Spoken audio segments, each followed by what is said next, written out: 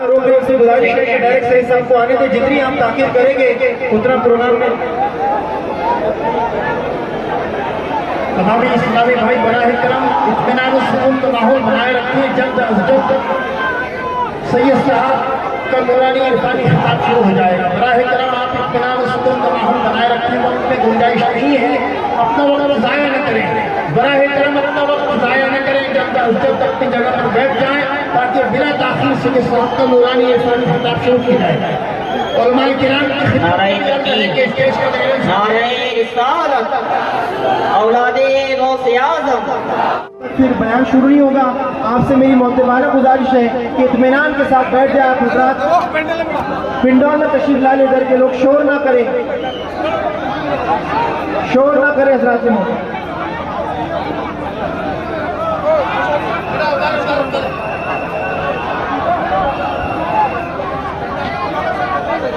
تمامی حضرات شامیانے میں تشریف لائے، پیچھے کا شامیانہ پورا خالی ہے میرے بھائی۔ والنٹیئر حضرات سے گزارش ہے کہ اس بات کا خیال رکھیں لوگوں کو پنڈول میں تشریف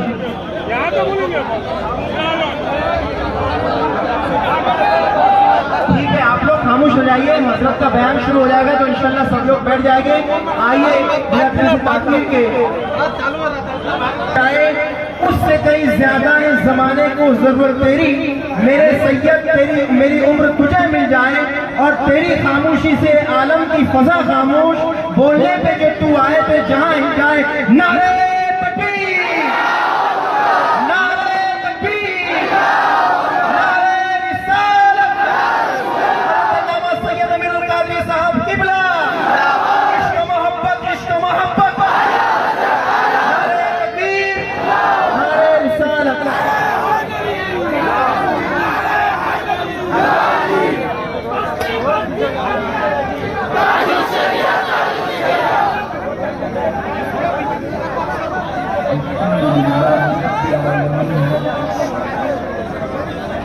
والعاقبة للمتقين والصلاة والسلام على سيد الأنبياء والمرسلين وعلى آله وأصحابه الطيبين الطاهرين، أما بعد، وأعوذ بالله من الشيطان الرجيم، بسم الله الرحمن الرحيم، إن بطش ربك لشديد، صدق الله العظيم۔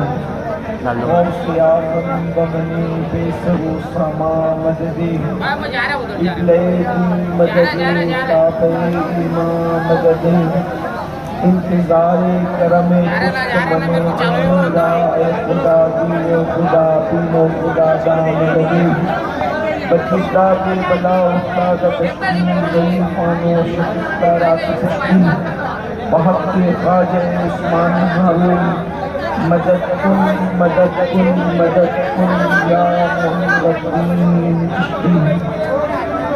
ممبر پر رونق افروز یادگار اسلاف حضرت علامہ مفتی مجتبیٰ شریف صاحب اللہ مقدس العالی، حضرت علامہ مفتی غلام مصطفیٰ صاحب اللہ مدنی مقدس العالی، وہ جمیع ذوی احترام ذوی احتشام باصفا علماء کرام، حاضرین محفل، پردہ نشین ماں اور بہنوں، السلام علیکم ورحمۃ اللہ وبرکاتہ۔ وعلیکم السلام ورحمۃ اللہ وبرکاتہ۔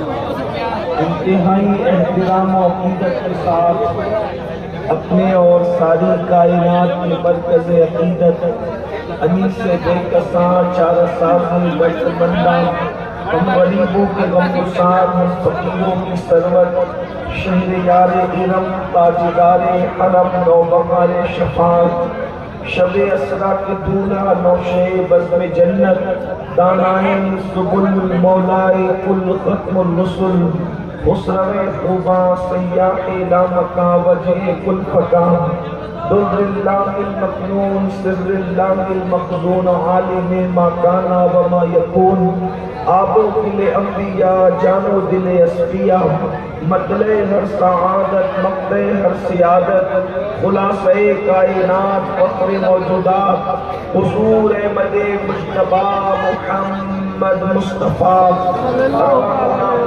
صلی اللہ تعالی علیہ وآلہ وصحبہ وبارک وسلم کی بارگاہ بے کس پناہ میں جس طریقے سے پڑھاؤں بلند آواز سے میرے ساتھ مل کر پڑھیں الصلاة والسلام علیکہ یا رسول اللہ وعلا آلکہ واصحابکہ یا نبی اللہ الصلاة والسلام علیکہ یا حبیب اللہ وعلا آلکہ واصحابکہ یا نور اللہ صلی اللہ تعالی علیہ وسلم دن لمحوں میں کھنا تجھے وہ بھی نہیں اور ڈر تھا کہ عصیاں کی سزا اب ہوگی یا روز جزا ڈر تھا کہ عصیاں کی سزا اب ہوگی یا روز جزا دی ان کی رحمت نے صدا یہ بھی نہیں وہ بھی نہیں آج الحمدللہ اصلاح عقائد و اعمال کے حوالے سے آپ کے اس علاقے میں سنی اجتماع کا انعقاد کیا گیا اور آپ اور ہم سب اس اجتماع میں موجود ہیں اور ہماری جماعت کے ایک عظیم عالم دین حضرت علامہ مفتی مجتبی شریف صاحب قبلہ بھی اور ہمارے علماء کی بڑی تعداد یہاں پر جلوگر ہے۔ اب یہ اجتماع کے آخری لمحات ہیں، تھوڑی دیر کے لیے آپ کے سامنے کچھ معروضات پیش کرنے کی سعادت حاصل کی جا رہی ہے۔ اللہ رب العزت کا کتنا عظیم احسان ہے کہ اللہ تبارک و تعالیٰ نے ہمیں آخری نبی کی امت میں پیدا فرمایا۔ ہمارے مرشد حضور مخدوم صاحب سیدنا مخدوم اشرف جانی سمنانی فرمایا کرتے تھے کہ مجھے اگر فخر ہے، میں کسی چیز پہ فخر کرتا ہوں تو اس بات پہ فخر کرتا ہوں کہ میں آخری نبی کا امتی بنایا گیا۔ صحیح النسب حسینی سید تھے، اس پر فخر نہیں تھا، شکر تھا، فخر نہیں تھا۔ غوثیت کبریٰ کے مقام پر فائز تھے، غوث العالم تھے، مقام غوثیت پر شکر تھا، فخر نہیں تھا۔ نسلن بعد نسلن پورا خاندان بادشاہوں کا تھا، اس پر بھی شکر تھا، فخر نہیں تھا۔ آخری نبی کے امتی ہونے کا اعزاز کیا ہے کہ سیادت پر فخر نہیں ہے، مقام غوثیت پر فخر نہیں ہے۔ اگر فخر ہے تو آخری نبی کا امتی ہونے پر فخر ہے۔ یہ کتنی بڑی سعادت ہے، بلکہ یہ وہ شرف ہے بن مانگے اللہ نے ہمیں عطا فرمایا۔ حالانکہ 70 انبیاء کرام نے دعا کی تھی کہ اللہ ہمیں آخری نبی کا امتی بنا دے، انہوں نے دعا کی، اور ان 70 انبیاء میں حضرت موسیٰ بھی ہے اور حضرت عیسیٰ بھی ہے، وہ آخری نبی کا امتی بننے کی دعا کر رہے ہیں۔ لیکن یہ مصطفیٰ جان رحمت کی نالین کا تصدق ہے کہ ہم نے کوئی دعا نہیں کی، مانگا نہیں، بن مانگے اللہ نے آخری نبی کا امتی بنا دیا۔ اتنا بڑا شرف ہے۔ اللہ کے بندو اس شرف سے فائدہ اٹھانے کی کوشش کرو، اس لیے کہ اللہ رب العزت نے دنیا میں ہمیں اور آپ کو جو بھیجا ہے وہ پہلی اور آخری مرتبہ بھیجا ہے۔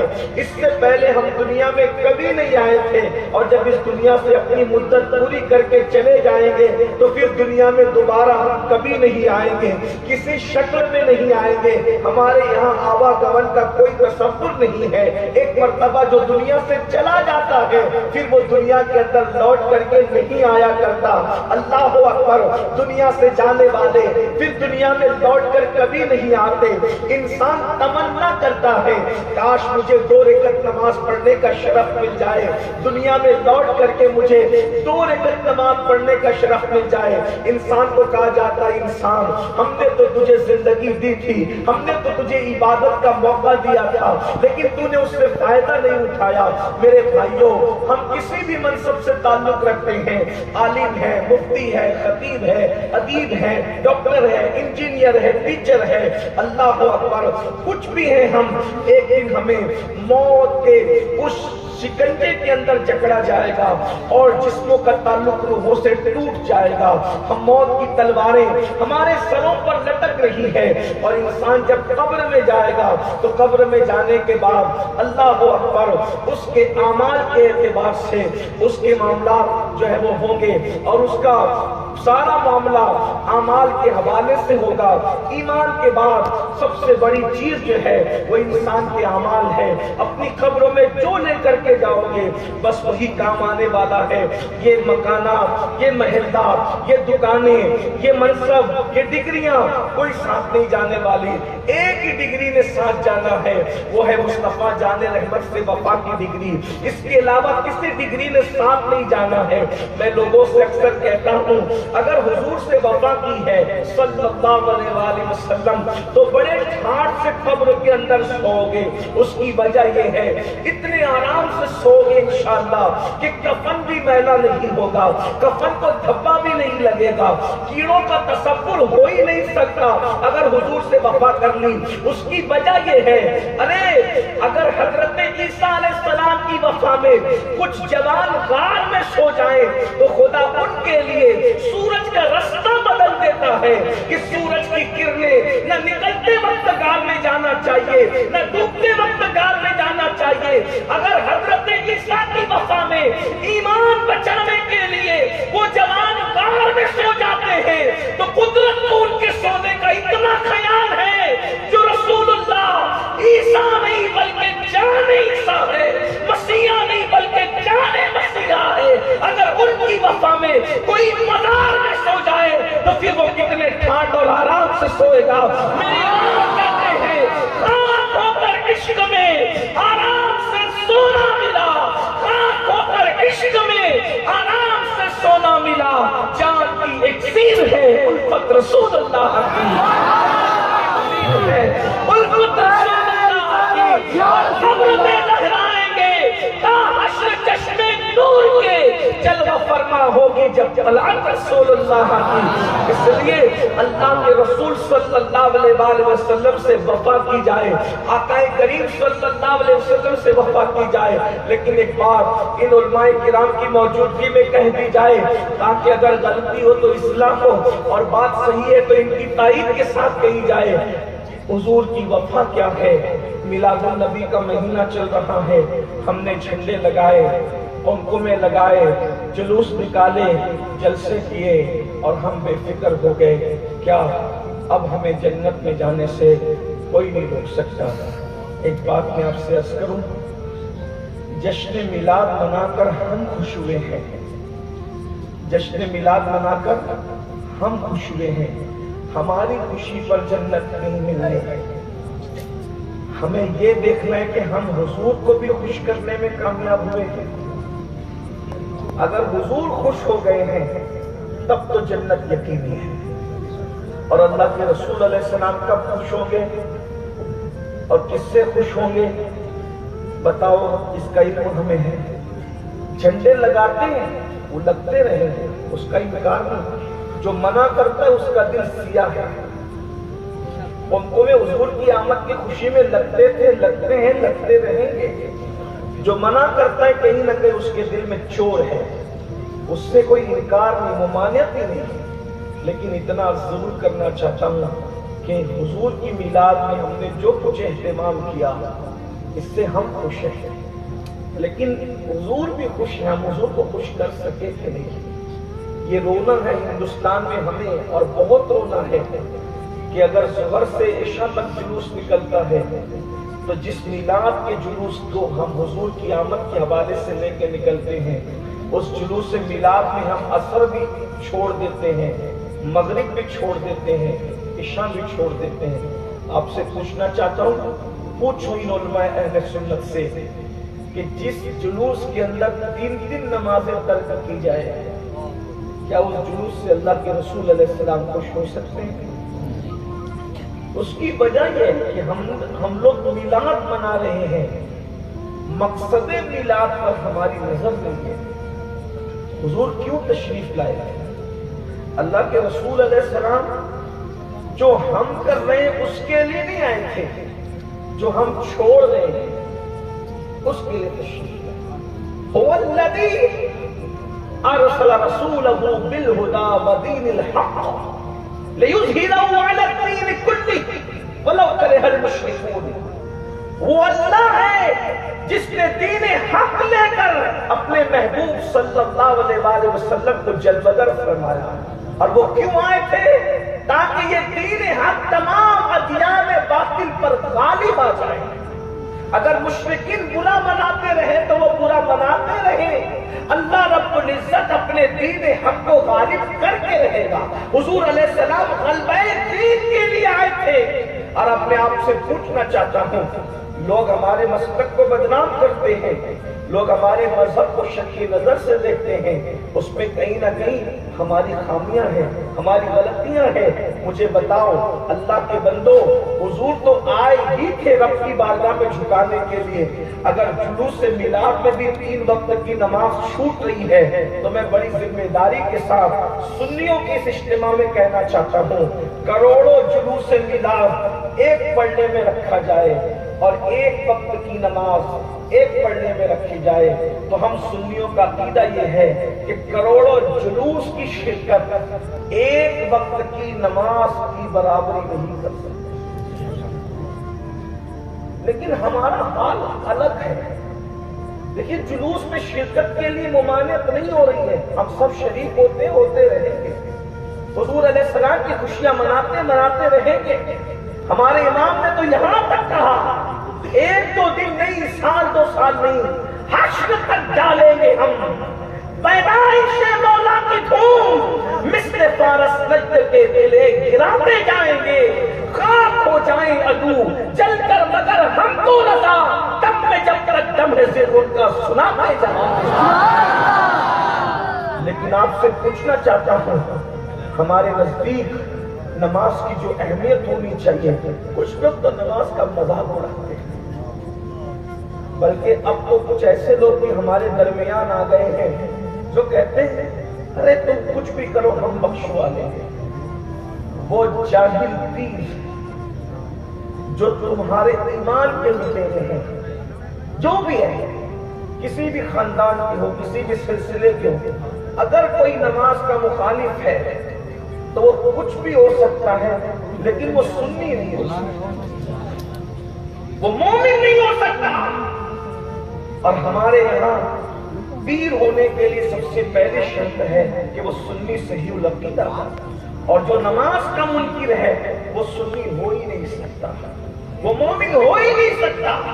اگر کوئی کہے کہ دل کی نماز ہے، یہ نماز کیا ہے، مسجدوں میں جانے کی ضرورت کیا ہے، یاد رکھنا وہ بدترین ایمان کا لٹیرا ہے۔ کچھ لوگ تو یہاں تک کہنے لگے کہ جو اللہ تک نہیں پہنچا اس کو نماز پڑھنے کی ضرورت ہے، ہم تو اللہ تک پہنچ گئے، ہمیں نماز کی کیا ضرورت ہے۔ ایک بات پوچھوں، یہ جملہ کتنا بدترین ہے، اس کی ضرب کہاں کہاں تک پہنچ رہی ہے، اس کی گرد کہاں کہاں تک پہنچانے کی کوشش کی جا رہی ہے۔ اگر یہ بات ہے کہ اسی کو نماز کی ضرورت ہے جو نہیں پہنچا، تو کیا یہ ثبوت نہیں ہے کہ اللہ کے رسول علیہ الصلوۃ والتسلیم نے آخری وقت تک کی نماز ادا فرمائی ہے۔ امام حسین کا تو آخری سجدہ پوری امت میں مشہور ہے، پوری امت کے اندر آخری سجدہ مشہور ہے، بلکہ حالت سجدہ میں آپ نے جام شہادت نوش کیا ہے۔ تو کیا یہ ایسی بات کرنے والے یہ بتائیں گے کہ امام حسین اللہ تک نہیں پہنچے تھے؟ ذرا غور تو کریں، کتنی بدترین یہ گستاخ ہیں۔ امام حسین واللہ جس خانقاہ میں حسینیت نہیں ہے اس کو خانقاہ کہلانے کا حق نہیں ہے۔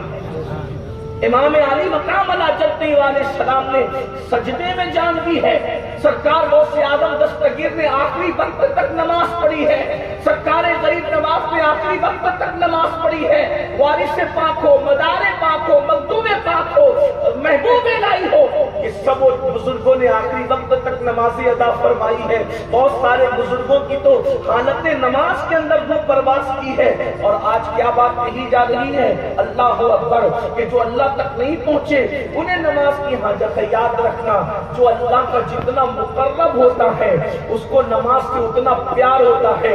ایک بات بتاؤں، اللہ کے سارے مقربین میں جو پہلے نمبر پر ہے انبیاء کے بعد، ان کو صحابہ کہا جاتا ہے، اور اللہ نے جب صحابہ کی شان بیان فرمائی تو اس انداز سے بیان فرمائی، تراہم رکعا سجدا یبتغون فضلا من اللہ ورضوانا سیماہم فی وجوہہم من اثر السجود۔ جب ان کو دیکھو گے تو کس حال میں دیکھو گے؟ ان لوگوں کو دیکھنے کی کیا نشانی بیان کی گئی ہے جو حضور کے سچے غلام ہیں، ان کو جب تم دیکھو گے یا تو وہ تمہیں رکوع کرتے ہوئے ملیں گے یا تو وہ تمہیں سجدے کرتے ہوئے ملیں گے۔ میرے آقا صلی اللہ علیہ وسلم کے دیوانوں، یاد رکھنا، اچھی طرح یاد رکھنا، نمازوں کو چھوڑ کر ہم اپنے آپ کو اللہ و رسول کی بارگاہ میں سچا مومن ثابت نہیں کر سکتے۔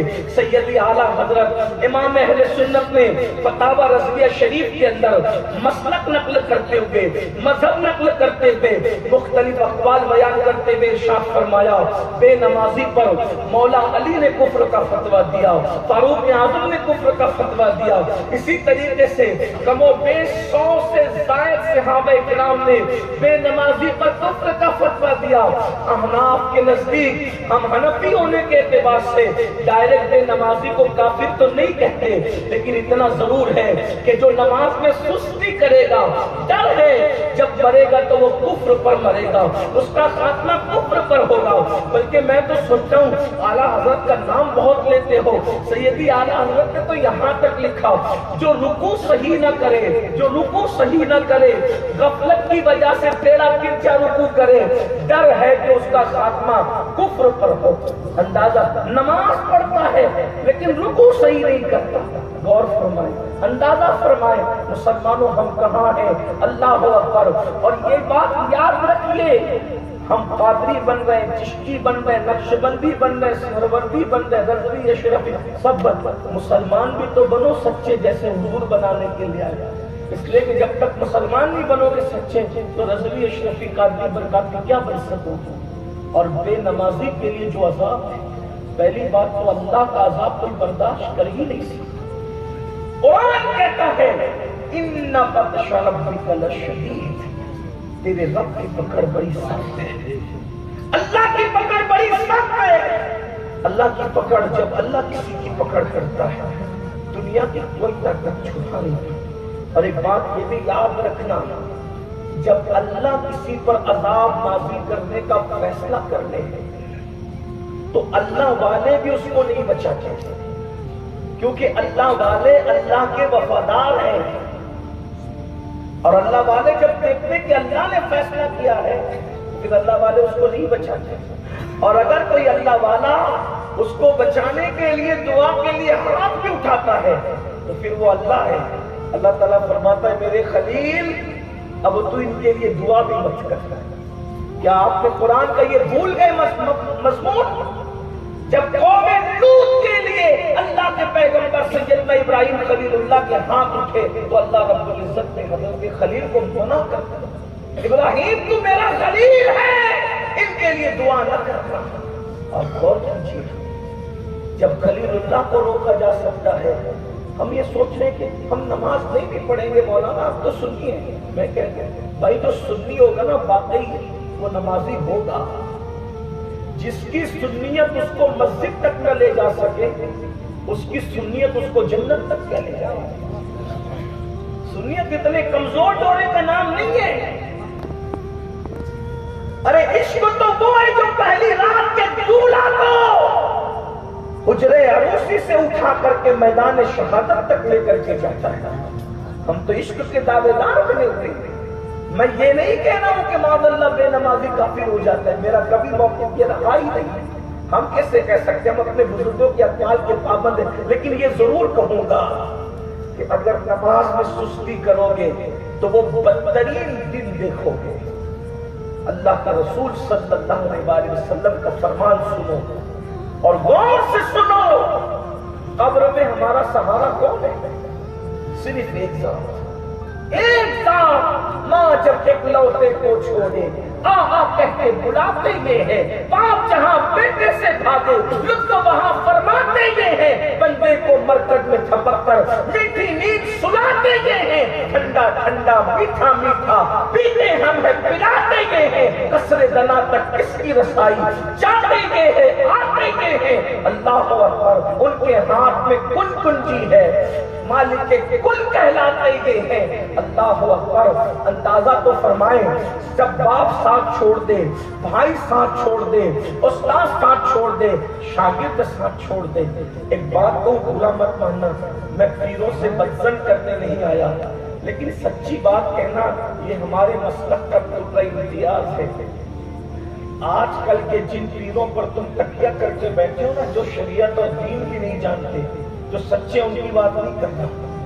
اگر آپ سوچتے ہیں کہ یہ قبر میں آئیں گے, میرے بھائی تیرے بیمار پڑنے پر جو تیری بیماری کی خیریت نہ پوچھ سکے وہ تیری قبر میں کیا رہا ہے؟ بڑی معذرت کے ساتھ آج خیریت بھی لباس دیکھ کر پوچھی جاتی ہے. آج خیریت بھی جیبوں کی گرمی اور کم گرمی دیکھ کر پوچھی جاتی ہے. کھیت کھلیان نذرانے کی مضبوطی اور جیب گرم ہے تو بہت دور سے بھی خیریت پوچھی جاتی ہے. ورنہ مصافحے کا بھی ٹائم نہیں ہے اس دور میں, اس مصروفیت کے دور میں لوگوں کو.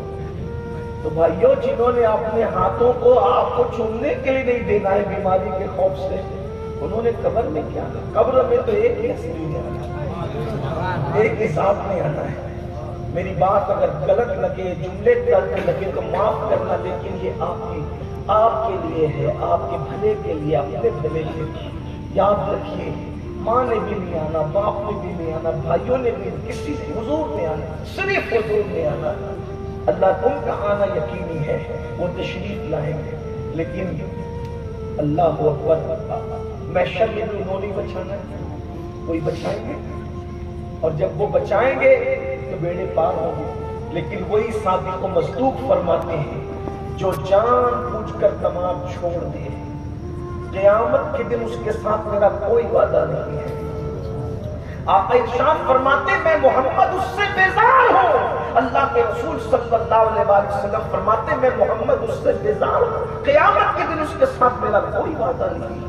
آج نماز میں سستی ہے.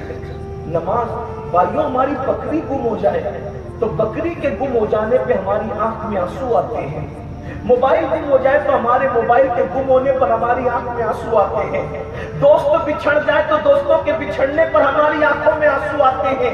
ہم روئے موبائل کے گم ہونے پر, ہم روئے بکریوں کے گم ہونے پر, ہم روئے کھیت اور کھلیان کے ویران ہونے پر. اگر کھیت میں اناج پیدا نہیں ہوا ہماری آنکھوں میں آنسو آئے ہیں. دوست بچھڑے ہماری آنکھوں میں آنسو آئے ہیں. کسی کی میت ہوئی ہماری آنکھوں میں آنسو آئے ہیں. مجھے بتاؤ, کیا موبائل قبر میں آئے گا؟ کیا بکریاں قبر میں آئے گی؟ کیا فوت ہونے والے بچے قبر میں آئیں گے؟ کیا کھیت اور کھلیان قبر میں آئیں گے؟ ذرا بتاؤ تو صحیح. جنہوں نے قبر میں نہیں آنا ہے ان کے گم جانے پر تو ہم روئے ہیں, مگر وہ نماز جو ہماری قبر میں ہماری مونس بن کر, ہماری مددگار بن کر دلہن کی شکل میں قبر میں کام آئے گی, کیا بتاؤ اس نماز کے فوت ہونے پر بھی ہم روئے ہیں. اللہ اکبر. بچہ اسکول نہیں جاتا, ماں باپ اس کو مارتے بھی ہے, ڈانٹتے بھی ہے. اے مسلمانوں مجھے بتاؤ, بچوں کو اسکول نہ جانے پر مارنے والوں اچھا کر رہے ہو, ہم مخالفت نہیں کرتے. پڑھاؤ اپنے بچوں کو, مگر آپ سے سوال کرنا چاہتا ہوں, بچہ اسکول نہیں جاتا, آپ اس کو تو مار رہے ہو. بچہ نماز نہیں جاتا, کبھی کیا بچے کو نماز نہ جانے پر بھی آپ نے مارا ہے, کبھی اس پر بھی ڈانٹا ہے. یاد رکھنا, پڑھائی ضروری ہے, لیکن اگر بچہ نہیں پڑھے گا, اسکول نہیں جائے گا, ہو سکتا ہے اس کی دنیا اجڑ جائے, لیکن لیکن اگر نماز نہیں پڑھے گا اس کی تو دنیا بھی برباد ہے، اس کی تو آخرت بھی برباد ہے۔ بتاؤ دین کی اہمیت کیا ہے؟ کتنے جلسے ہو رہے ہیں، ہزاروں جلسے ہو رہے ہیں، ہم بدلنے کی کوشش نہیں کرتے۔ یاد رکھو سب سے سخت ترین عذاب، سب سے بدترین عذاب اگر کسی کو ہوگا بے نمازی کو ہوگا۔ بے نمازی کو دردناک موت آئے گی، بے نمازی کو بدترین عذاب میں مبتلا کیا جائے گا۔ اللہ کے پیارے حبیب صادق و مصدوق صلی اللہ علیہ وسلم کے فرمان کا مفہوم ہے، جب کوئی بے نمازی دنیا سے جاتا ہے اللہ اس پر اتنی سخت پیاس مسلط کرتا ہے، اتنی سخت پیاس مسلط کرتا ہے کہ 7 سمندروں کا پانی اگر اس کے منہ میں اڈیل دیا جائے تب بھی اس کی پیاس کو کوئی بجھا نہیں سکتا۔ مرنا، دنیا سے جانا ہے، وہ لمحات سخت ترین لمحات۔ اور یہ موت کی پیاس کب لگ رہی ہے؟ سیدنا عمرو بن عاص رضی اللہ تعالیٰ کے شہزادے صحابی ابن صحابی حضرت عبداللہ ابن عمرو بن عاص کہتے ہیں میں نے اپنے بابا سیدنا عمرو بن عاص سے پوچھا، بابا موت کے وقت کی تکلیف ذرا بیان کرتے ہیں، موت کیسے آتی ہے، موت کی تکلیف کیسے آتی ہے، کیسے ہوتی ہے؟ یہ اس وقت میں نے اپنے بابا سے پوچھا جب میرے بابا دنیا سے جا رہے تھے۔ عمرو بن عاص کون ہے؟ جنہوں نے رسول اللہ صلی اللہ علیہ وسلم کے پیچھے نمازیں پڑھی۔ بھائیو، حضور علیہ السلام کو دیکھنا ہی جنتی ہونے کے لیے کافی ہے۔ ہمارا ایمان ہے، جس نے ایمان کی حالت میں حضور کو دیکھا، ایمان کی حالت میں دنیا سے گیا، وہ ایسا جنتی ہے کہ اس پر جہنم کی آگ حرام ہے، بلکہ جو اس کو دیکھ لے ایمان کی حالت میں اور ایمان کی حالت میں چلا جائے اس پر بھی جہنم حرام ہے۔ غور کیجیے، عبداللہ ابن عمرو ابن عاص کہہ رہے ہیں اور اس کو لکھ رہے فقیہ ابو اللہ سمرقندی رضی اللہ تعالیٰ کہ میں نے اپنے بابا عمرو ابن عاص سے پوچھا، بابا آپ اکثر کہا کرتے تھے کہ اگر کوئی عقل مند انسان مرے گا اور مرتے وقت اس کی زبان جاری رہے گی، عقل بھی سلامت رہے گی، تو میں پوچھوں گا کہ موت کی تکلیف کیا ہے۔ آپ کو تو کوئی ایسا عقل مند صاحب زبان نہ ملا کہ دنیا سے جاتے وقت عقل بھی سلامت ہے، زبان بھی چل رہی ہے، آپ کو تو کوئی ایسا نہ ملا، آپ دنیا سے جا رہے ہیں، بابا آپ ذرا بتائیں نا کہ موت کی تکلیف کیسی ہوتی ہے۔ یہ صحابی رسول جن لوگوں کا جنتی ہونا قرآن کی اس آیت سے ہمارے لیے ثبوت کا درجہ ہے۔ وَقُلْنَا وَعَدَ اللَّهُ الْحُسْنَى، حضور کا ہر صحابی جنتی ہے، اللہ نے ان سے جنت کا وعدہ کیا ہے۔ عمرو بن عاص کے شہزادے عبداللہ ابن عمرو بن عاص کہتے ہیں کہ جب میں نے اپنے بابا سے پوچھا کہ بابا موت کی تکلیف کیا ہے، تو کہتے میرے بابا نے مجھ سے کہا، میرے بیٹے اگر زمین اور آسمان سمیٹ کر کسی کے سینے پہ رکھ دیا جائے تو وہ کتنا وزن محسوس کرتا ہے، ایسا وزن دنیا سے جانے والا محسوس کرتا ہے۔ یہ بے نمازی کی موت نہیں ہے، یہ بے نمازی کی موت نہیں ہے، یہ اس کی موت کا ذکر ہو رہا ہے جس نے امام الانبیاء کے پیچھے نماز پڑھی۔ غور تو کیجیے، اس وادی سے ہمیں گزرنا ہے، بس دکان، مکان، کاروبار، غفلت غفلت غفلت، موبائل میں گیم، واٹس ایپ، فیس بک، پوری زندگی اسی میں سمٹ کے رہتی ہے۔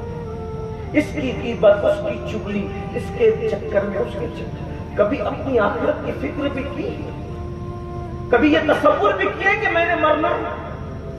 مرنے کا ذکر سنتے ہو تو اٹھ کے بھاگنے لگتے ہو، بے چین ہونے لگتے ہو، یہ کون سا عنوان چھڑ گیا۔ لیکن موت تو تلخ حقیقت ہے، موت سے کوئی نہیں بچ سکتا۔ قرآن کہتا ہے اینما تکونوا یدرککم الموت ولو کنتم فی بروج مشیدہ، اگر تم مضبوط قلعوں میں جا کر چھپ جاؤ تمہیں وہاں بھی موت آ کر ملے گی۔ ذرا غور کیجیے، فرماتے ہیں کہ زمین اور آسمان کو سمیٹ کر اگر کسی کے سینے پہ رکھ دیا جائے تو وہ کتنا وزن محسوس کرے گا، اس سے زیادہ وزن موت کا ہوتا ہے۔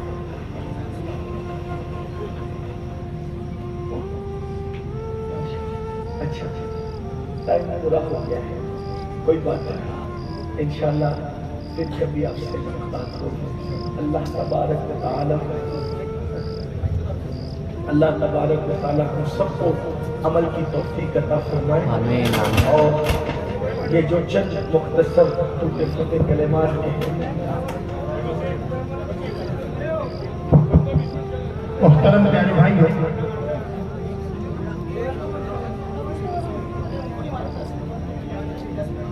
کوئی دیکھیں ایک سیکنڈ بیٹھے، کوئی بات نہیں. دیکھیں ہم لوگ جو ہیں ہندوستانی ہیں اور ہندوستان میں ہم سنی مسلمان صوفیہ کے ماننے والے ہیں. ہم اچھے مسلمان بھی ہیں اور اچھے ہندوستانی بھی ہیں. اچھے مسلمان کی پہچان یہ ہے کہ وہ اپنے دین پر اور شریعت پر عمل کرے، اور اچھے ہندوستانی کی پہچان یہ ہے کہ ملک کے قانون سے ٹکرانے کی کوشش نہ کرے. جتنی دیر تک ہمیں انتظامیہ نے پرمیشن دیا ہے ہم اسی پر اپنی گفتگو ختم کر دیتے ہیں. کوئی بات نہیں، 10 منٹ زیادہ بول کے 15 منٹ زیادہ بول کے ہم نے کون سا بڑا کام نامہ انجام دینا ہے. جو بزرگوں نے مجھ سے پہلے بیان کیا آپ اسی پر عمل کریں.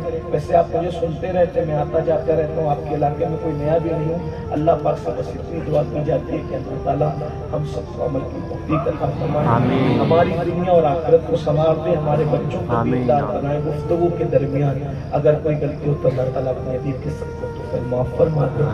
استغفر اللہ ربی من کل ذنب واتوب الیہ. السلام علیکم ورحمۃ اللہ وبرکاتہ. محترم پیارے بھائیو، ابھی آپ نے قبلہ سید صاحب کی بڑی پیاری گفتگو سماعت فرمائی ہے. براہ کرم اطمینان و سکون کے ساتھ آپ عمل بنائے رکھیں. کچھ باتیں میں آپ کے سامنے رکھتا ہوں. اس سے پہلے کہ میں آپ کے مرشد تنظیم بنائی گئی فکر امت، میں ان کے ذمہ داروں سے گزارش کرتا ہوں کہ وہ جہاں ہیں وہ کھڑے ہو جائیں. فکر امت کے جتنے ذمہ داران ہیں وہ براہ کرم کھڑے ہو جائیں اور ساتھ